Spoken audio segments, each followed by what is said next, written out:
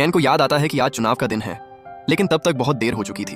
घबराहट में सारे केन अपनी लड़ाइयां छोड़कर चुनाव केंद्र की तरफ भाग पड़ते हैं। वहां पहुंचकर देखते हैं कि बारबी लैंड फिर से अपने पुराने रंगों में चमक रहा है और चुनाव बारबीज जीत गई हैं। तब एक बारबी केन की तरफ देखकर कहती है, हमने सब केन को अपने घर से निकाल दिया। ये शब्द केन के दिल को छू जाते हैं।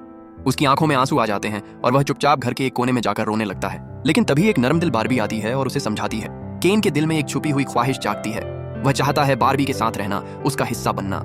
बारबी उसे उनके बीते हुए पल याद दिलाती है और धीरे धीरे केन का दिल और दिमाग दोनों बदलने लगते हैं। इसी समय असली दुनिया से बारबी डॉल बनाने वाली कंपनी का सीईओ बारबी लैंड में आता है। वह देखकर हैरान रह जाता है कि अब सारे केन सुधर चुके हैं और बारबी लैंड फिर से एक सुंदर और खुशहाल जगह बन गई है।